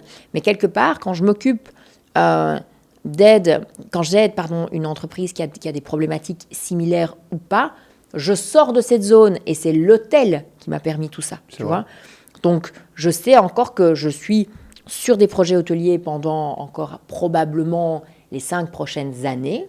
Et puis, je sais que de projet en projet, ça jump. J'ai pas de souci par rapport à ça parce que l'hôtel mêle également la construction, puisque nous, on construit, on agrandit aussi. L'année prochaine, on fait des chalets. Ces chalets sont vendus.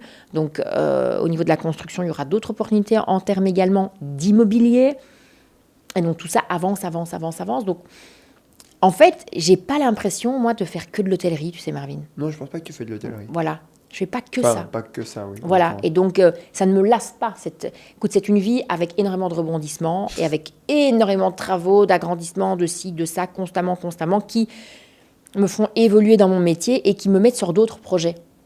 Alors, je ne te dis pas demain que mon objectif est d'avoir 25 hôtels, mais c'est certain que j'ai déjà eu des propositions dans l'hôtellerie qui sont très, très, très intéressantes. Et donc, plus on avance, plus ça va vers là. C'est pas ça que tu cherches, je pense aussi. Non, pas spécialement. C'est pas spécialement l'hôtel que je cherche, mais comme l'hôtellerie mélange tout un paquet d'autres activités internes, ça me met sur d'autres autoroutes. En vrai, l'hôtel et même l'entrepreneuriat, pour toi, c'était une manière de te chercher, de t'exprimer et de te trouver. Complètement. Et donc, c'est fait. Donc, c'est quoi la suite?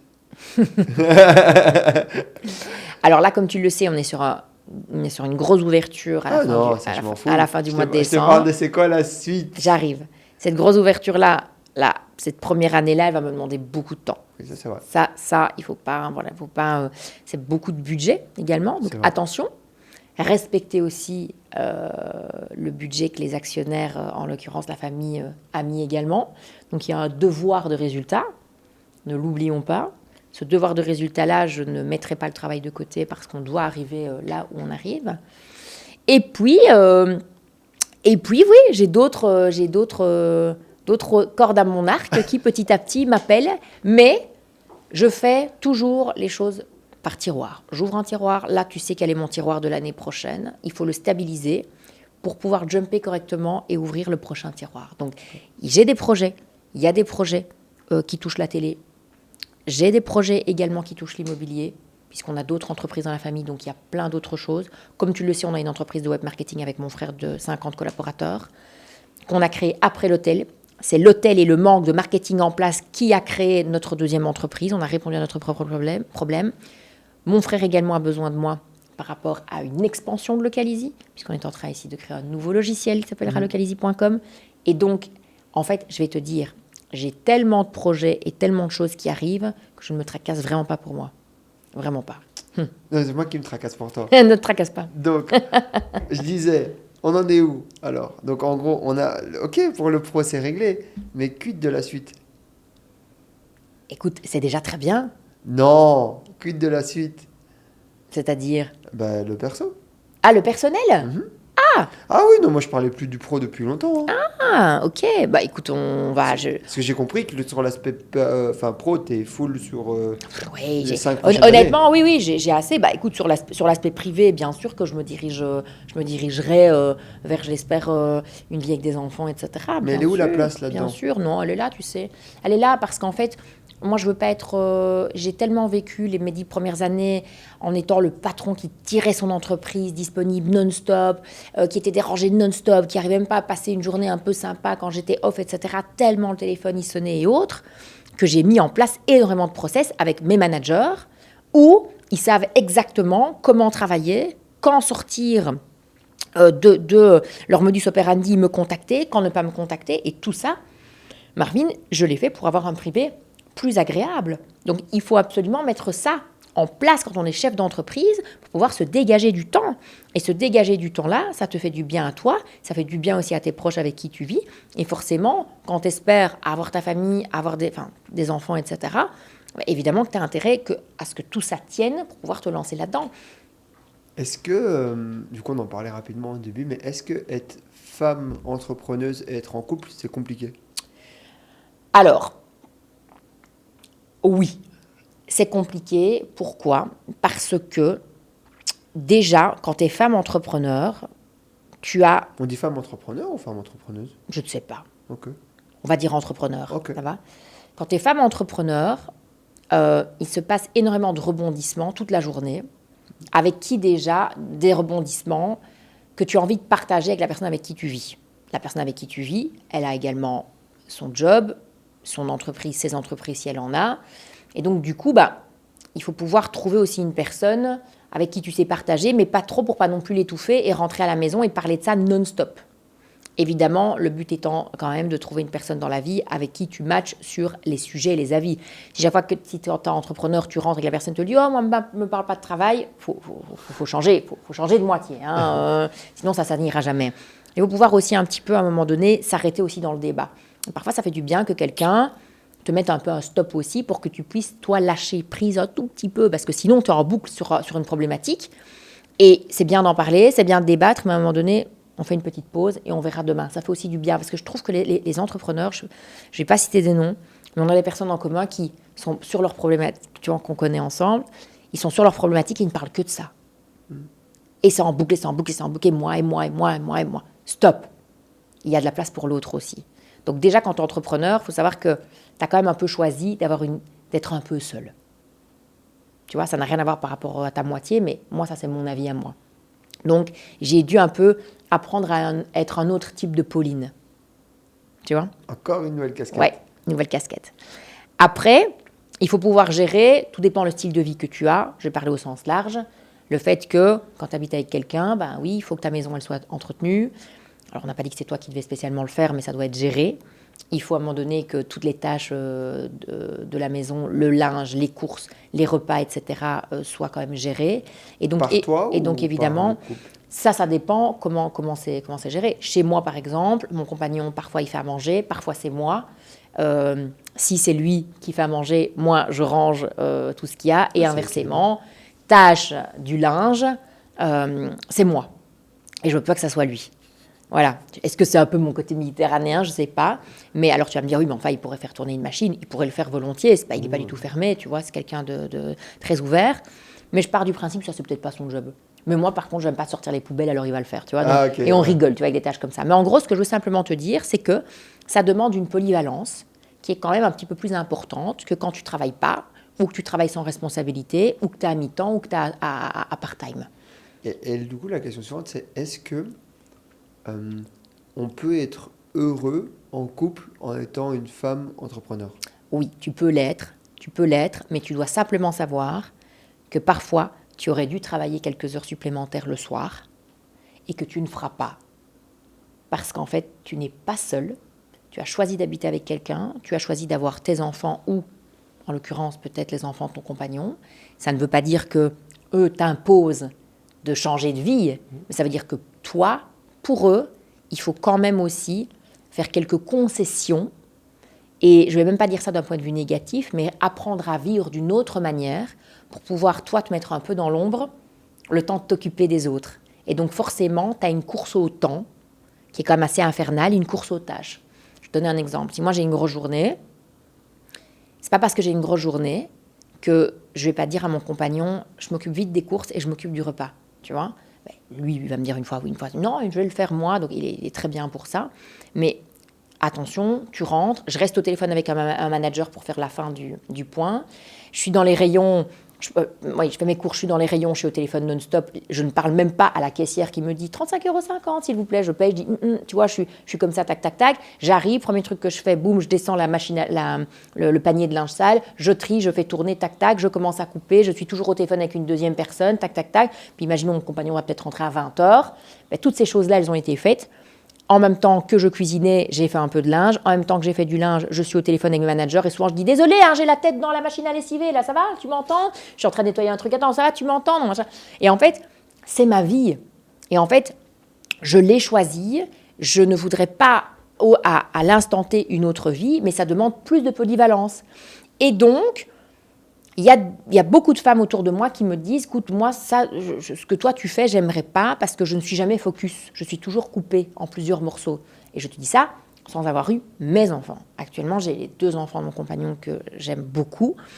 C'est 2 bonheurs. Mais quand tu les as, tu ne saurais pas être au téléphone avec ton manager à côté. Donc, à un moment donné, tu dois écrire, mais tu es connecté avec le petit, mais tu dirais, écoute, trouve tes solutions, moi, je verrai demain. Donc, évidemment que c'est une vie de polyvalence. Et est-ce que par définition, ça s'associe l'entrepreneuriat et Être une femme?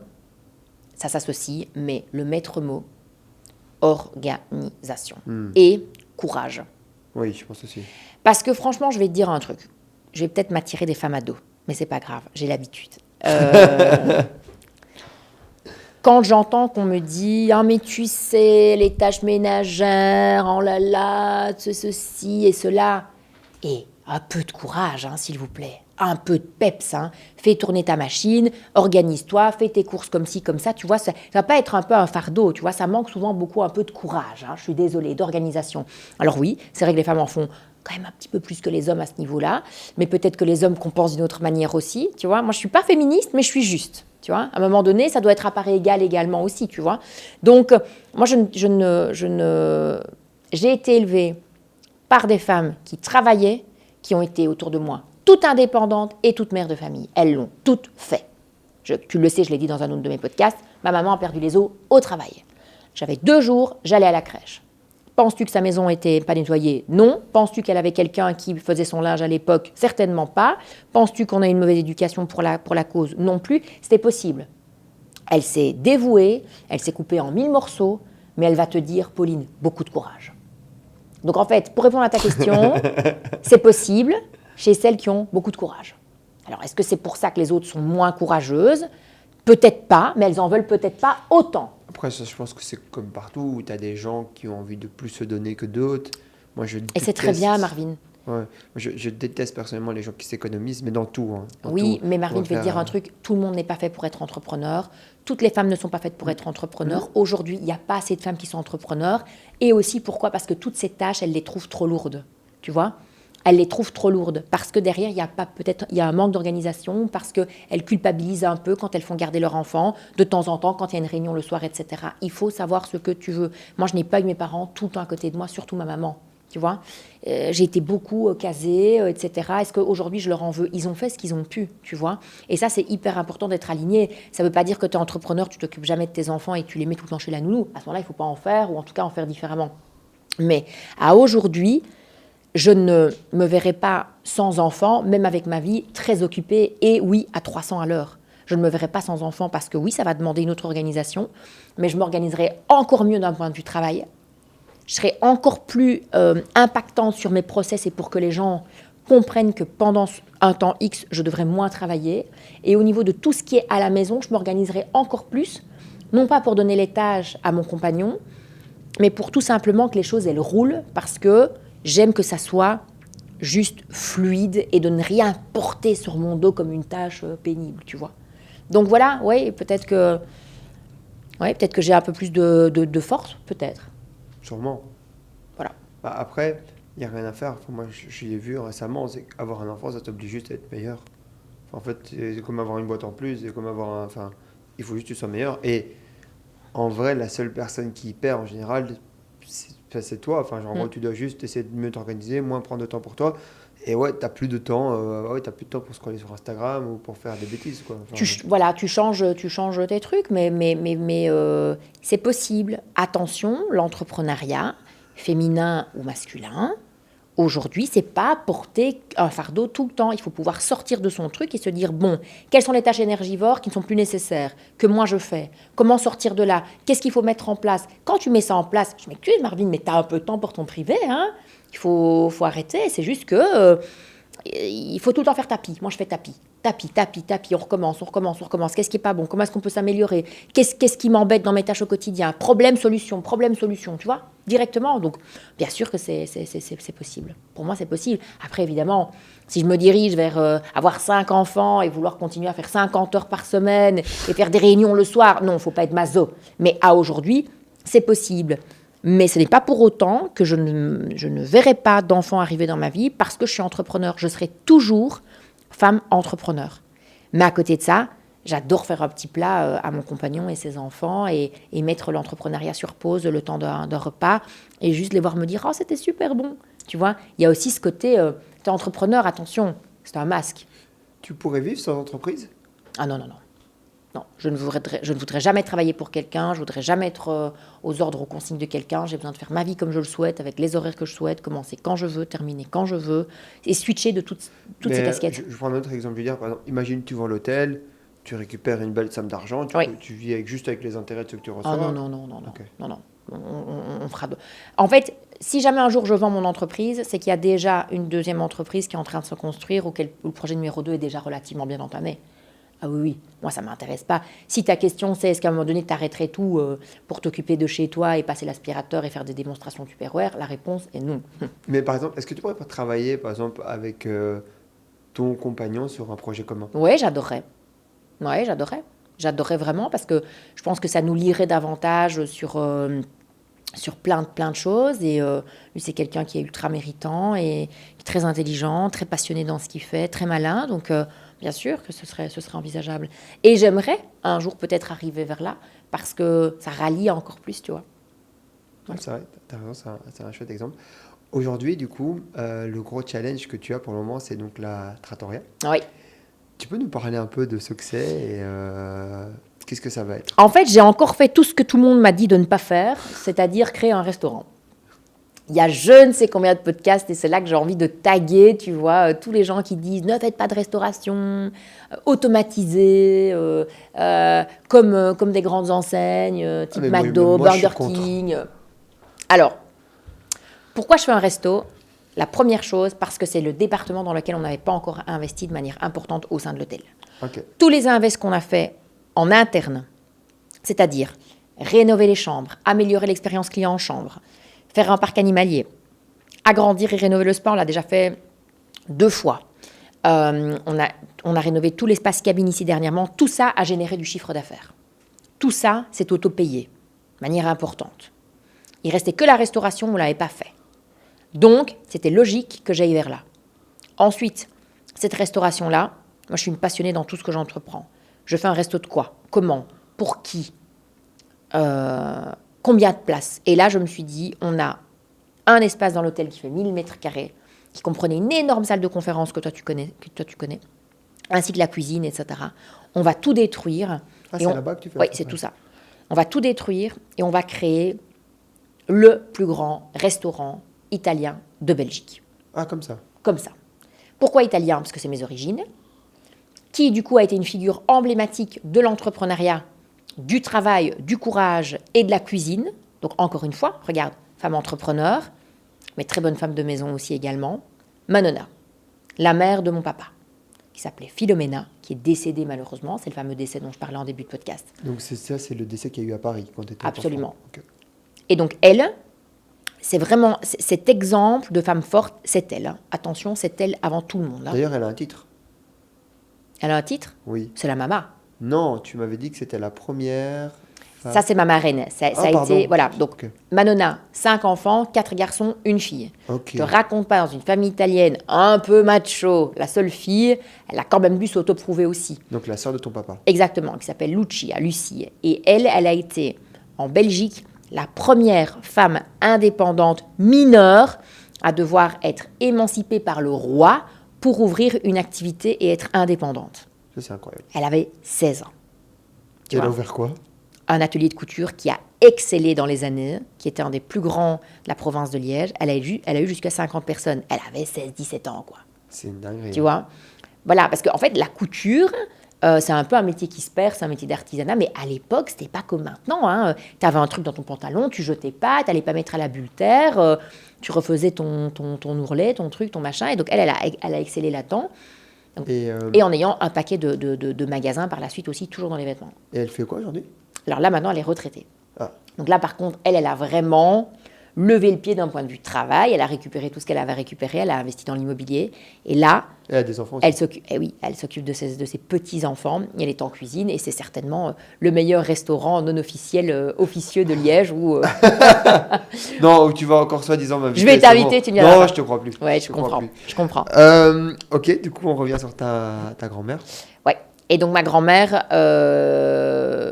donc, qui s'appelait Philomena, elle...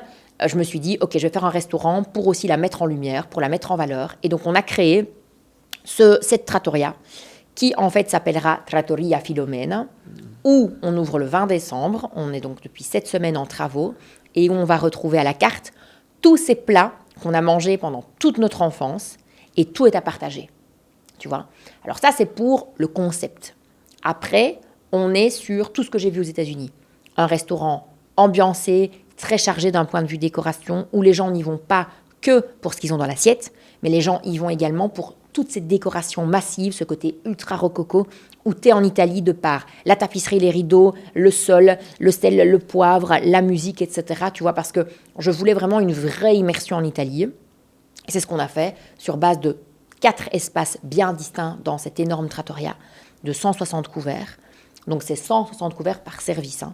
Donc il y a 4 services par jour, donc on est sur de l'envoi de grande capacité. Et on est sur un projet que j'appelle toujours sur mes réseaux sociaux projet de cœur, parce que, évidemment, c'est mon cœur qui parle quand j'ai créé ça. Tu sais, quand tu vas appeler dans cette trattoria-là, la musique, c'était notre berceuse quand on était petit. Tu vois, voilà, donc on a vraiment mis les détails de manière très, très, très présente. Mais comme tu t'en doutes, c'est un projet qui s'avère être rentable. Évidemment. Parce qu'on ne va pas faire un projet de cœur qui n'est pas rentable. Mais c'était important de mettre son ADN supplémentaire. Et les gens, aujourd'hui, ils ont besoin de s'identifier. Pourquoi ils adorent venir chez moi, l'hôtel Domaine de Haute-Fagne ? Parce que c'est un hôtel familial, parce que t'es 4 étoiles, t'es pas trop luxe, parce que tu te sens bien. Si tu veux être dans du super luxe, tu prendras la suite à 1 000 € la nuit. Mais tu peux être toi-même, tu viens avec tes enfants, tu viens avec ton chien, tu vas te balader, tu vas au parc animalier, tu vas faire ton soin, t'es dans une grande maison familiale. Et les gens, ils ont besoin de ça, de cette proximité. Et ils veulent savoir où ils mettent leur argent. Tu vois, dans des grandes chaînes, etc., je ne vais pas dire que ça ne fonctionne plus, évidemment que ça fonctionne, tu vois, mais ils aiment aussi ce côté retour à l'authenticité, savoir où je dépense, tu vois, et en fait, ça participe un peu à cette culture de se dire, moi, je fais mes courses chez des commerçants locaux. Ben, c'est la même chose. Les gens, quand ils viennent chez nous, qui dépensent chez nous, parce qu'il n'y a pas que venir, tu peux acheter des bons cadeaux, tu peux faire toute une série de choses, tu sais bien la folie des bons cadeaux chez moi, ils sont contents de nous aider dans un projet. Ils sont contents que ça soit pour nous. Et c'est aussi cet ADN très fort familial qu'on met en avant, d'où cette très grande trattoria qui terminera la boucle de ces 15 dernières années de rénovation. Incroyable. On a parlé de ton enfance, on a parlé de comment tu es arrivé du coup à la tête de l'hôtel, on a parlé également du management, de ta vie pro et de ta vie privée, de faire l'alternance entre les deux. Est-ce qu'il y a un sujet que tu souhaiterais aborder avant de faire la fin de ce podcast ? Moi, j'aimerais... je trouve qu'on n'est pas assez aidés. Les indépendants, on n'est pas assez aidés. Les entrepreneurs, on n'est pas assez aidés. En Belgique ou en général ? En général. Et donc, je les vois encore trop seuls, partager leurs problématiques trop seuls, ne pas réussir à sortir leur tête hors de l'eau. Partout où je vais, je leur parle de mon groupe d'affaires préféré, qui s'appelle Ultra, ou des autres, parce que tu le sais, il y en a d'autres aussi. Mais c'est important et je trouve qu'il n'y a pas assez d'impact, dans le sens où ils sont encore trop réfractaires. Ils se sentent encore trop... Je fais ma petite popote que je cache, je ne veux pas le faire savoir sur les réseaux sociaux parce qu'en fait, j'ose pas trop me montrer, etc. J'aurais envie aujourd'hui que ça change, tu vois, que les gens se sentent soutenus, que les gens se sentent aidés. J'aurais envie de lancer une école sur l'entrepreneuriat. J'aurais envie de lancer des formations pour les femmes, pour être plus fortes, etc. Je trouve que tout ça, ça n'existait pas quand moi je me suis lancée, si ce n'est que j'ai eu la chance d'avoir un énorme entourage. Mais en fait, j'ai envie de pouvoir aider tous ces gens. Et je pense qu'il y a encore quelque chose à faire là-dedans. Et donc, je serais ravie d'avoir, comment faire, très podcast, je ne sais pas, mais en commentaire ou autre, les avis des gens, les avis pas que des femmes, mais les avis des gens par rapport à ça, en tant qu'indépendant. Comment vous vous sentez ? Est-ce que vous vous sentez seul ? Qu'est-ce qui pourrait vous faire du bien ? Quels sont les sujets de discussion compliqués ? J'aurais envie de les aider dans toutes ces problématiques. Tu sais, toutes ces casquettes que je t'ai dit que j'ai dû endosser, qui ont été difficiles. J'ai dû les endosser parce que j'étais dans une pénibilité, j'étais dans une solitude et je me suis donné le challenge de devenir RH. Je me suis donné le challenge de, tu vois, et tout ça, j'ai envie, après toutes ces années, de donner ma pierre, tu vois, de pouvoir faire quelque chose pour eux. Et c'est tellement important, en gros, en fin de podcast, je voulais dire, c'est tellement important de juste oser, de sortir de chez soi et de dire, voilà, moi, je suis indépendante, j'ai dur. J'aimerais ça, j'aimerais qu'on puisse m'aider à faire ça et qu'on puisse, tu vois, Marvin, ensemble, les aider au travers de coaching, de formation, de workshops, de formation en ligne, de tout ce qu'on veut, de pouvoir avancer dans toutes ces problématiques que les gens rencontrent. Parce que la réalité, c'est que ils ne sont pas aidés. Et on n'est pas assez aidés aussi en Belgique par rapport aux écoles mises à notre disposition. Je m'excuse, mais tu apprends le management. Oui, c'est bien. Ouais. Quel management tu apprends sur le terrain? Il faut des formations de réalité du management d'aujourd'hui avec les problématiques de 2024 qui ne seront plus les mêmes problématiques en 2030. Tu vois, il faut du factuel. Et donc, j'ai envie qu'on aille vers là. Et je suis sûre qu'avec tous les entrepreneurs de qualité qu'on connaît, on saurait résoudre des problématiques. Et il faut les identifier. Il faut que les indépendants acceptent de se faire aider. On ne sait pas tout quand on est patron. On doit constamment évoluer. Il faut sortir de cette zone de confort, comme moi je l'ai fait en étant plus jeune, et continuer. Et je suis certaine que ça pourrait révéler des pépites qui se sont encore endormies, tu sais. Moi, ce que je te propose, c'est que la demande que tu as faite est spontanée, donc je vais répondre quelque chose de spontané.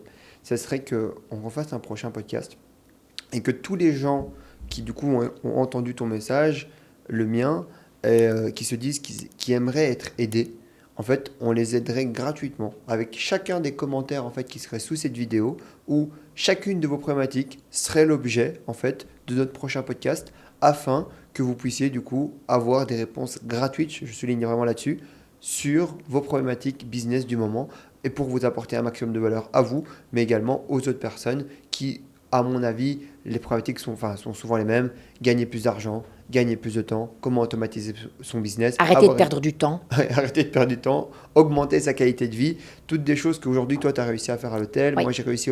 moi aussi, j'ai réussi à travers mes entreprises. Et donc derrière, que je pense aiderait également beaucoup d'indépendants. Et je pense que toi comme moi, et c'est un peu le mot de la fin, parce qu'il y a un truc que tu as dit qui m'a énormément marqué, c'est que quand tu étais à la plonge de l'hôtel, et en fait, ton but, quand tu as acheté ces chariots, c'était juste que les gens soient plus heureux, que c'est plus facile. Et je pense qu'en dehors de tout l'aspect et de tout ce que tu crées, en fait, je pense que dans tes missions de vie, et dans ta présence sur Terre, une de tes missions, c'est vraiment d'essayer de faciliter le quotidien des gens. Alors, Oui. tu le fais plus avec des chariots maintenant pour des serveurs, mais si tu peux le faire avec des conseils entrepreneuriales, c'est sympa, quoi. Donc, voilà. C'est hyper sympa. On parle beaucoup de succès. Moi, j'aime bien ne pas que mettre le succès en avant. Ça a été 15 années dures qui m'ont appris énormément sur toutes les problématiques que tu viens de citer et bien d'autres. Et entre patrons, entre entrepreneurs qui le sont déjà ou qui veulent le devenir, c'est super important de se faire aider de manière concrète par des gens qui ont traversé ça. Et ils n'ont pas besoin d'avoir 60 ans et d'avoir toute une vie pour pouvoir le faire. Quand ça a fonctionné, quand tu as pris un truc qui était à zéro, qui aujourd'hui est à un niveau top, tu as réussi à le faire en une quinzaine d'années, faites-vous connaître, faites-vous entendre. Je pense vraiment qu'il y a moyen d'aller aider toutes ces personnes. Et c'est ça l'entrepreneuriat d'abord. C'est créer soi-même et puis donner toutes ces clés aux autres pour qu'ils puissent exceller. Il ne faut pas garder pour soi, il faut partager. Vous avez le mot de la fin. Si vous souhaitez du coup qu'on vous aide lors d'un prochain podcast avec Pauline, mettez en commentaire votre problématique et on essaiera du coup de la résoudre. Essayez de rajouter un maximum de détails dedans pour qu'on puisse donc vous apporter un maximum de valeur et qui sait, peut-être un jour, on vous invitera peut-être à table avec nous pour donc en discuter. Ça serait super, on rentrera dans les profondeurs. Merci beaucoup Pauline. Merci, c'est très chouette, très beau moment. Et à très vite. À bientôt.